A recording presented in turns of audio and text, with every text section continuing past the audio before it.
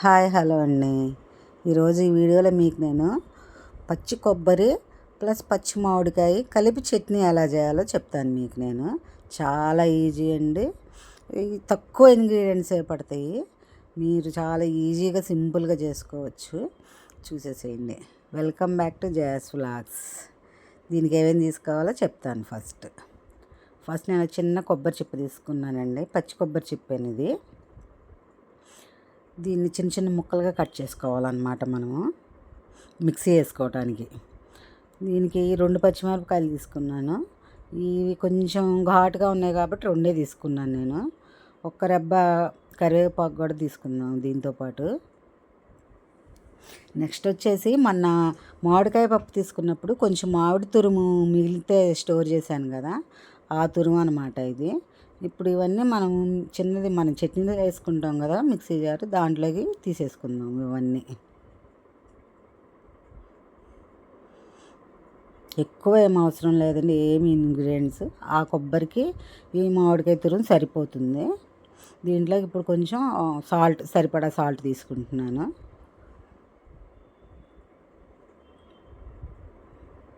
చూసారుగా, ఇలా తీసేసుకుని దీన్ని ఇప్పుడు గ్రైండ్ చేసేసుకున్నాను. గ్రైండ్ చేసుకుంటే ఇలా వచ్చింది. ఇంకొకసారి తిప్పుకుంటే బాగుంటుంది. కొంచెం ముద్దగా వస్తే అన్నంలో కలిపి తినడానికి బాగుంటుందండి ఇది. లైట్గా వాటర్ తీసుకుంటున్నాను. మళ్ళీ ఎక్కువ తీసుకుంటే కనుక వాటరీగా అయిపోతుంది కాబట్టి చాలా లైట్గా తీసుకోవాలి. చూసారు, ఇలా వచ్చింది. మనకు కావాలనుకుంటే ఇంకొక చుక్క తీసుకోవచ్చు అంతే. ఇప్పుడు దీన్ని ఓ బౌల్లోకి తీసేసుకుని దీనికి మనం తాలింపు వేసేసుకుందాము. ఇది మాత్రం అన్నంలోకి, వేడివేడి అన్నంలోకి కొంచెం నెయ్యి వేసుకుని తింటే చాలా సూపర్ టేస్టీగా ఉంటుందండి. పిల్లలకి పెట్టినా కూడా చాలా ఇష్టంగా తింటారు. ఇప్పుడు ఓ ప్యాన్ తీసుకుని దాంట్లోకి 1 టేబుల్ స్పూన్ ఆయిల్ తీసుకున్నాను. దాంట్లో ఫస్ట్ ఒక 1/2 టేబుల్ స్పూను ఆవాలు, ఒక 1/2 స్పూను జీలకర్ర, కొంచెం చాయ్ మినప్పప్పు, పచ్చిపప్పు కూడా తీసుకున్నానండి, ఒక 1/2 స్పూను.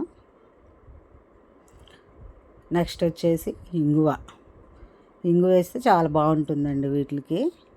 అది ఎక్కువేం వేసుకునే అవసరం లేదు, కొంచెం చాలు. ఇంగువ మంచి గుమగుమలాడిపోతూ ఉంటుంది చట్నీ కూడా.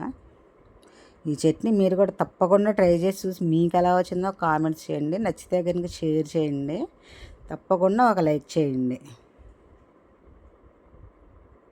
చూసారుగా, తాలింపు వేగంగానే దీంట్లో కొంచెం కరివేపాకు కూడా వేసుకుందాం లాస్ట్ ఫైనల్ టచ్గా. ఇవి కొంచెం వేగంగానే, ఎప్పుడైనా తాలింపు మాడకుండా తీసుకోవాలండి. కొంచెం కలర్ మారంగానే తీసుకుంటే అది టేస్ట్ వస్తుంది అనమాట. ఇంకొంచెం ఎక్కువ కలర్ మారిందంటే కనుక టేస్ట్ పోతుంది ఏ వంట అయినా సరే. అయిపోయిందండి. ఇదే సింపుల్గా కొబ్బరి మామిడి చట్నీ అండి, చాలా బాగుంటుంది. తప్పకుండా ట్రై చేసి చూడండి. మరో మంచి వీడియోతో మీ ముందుకు వస్తాను. అప్పటి వరకు బాయ్.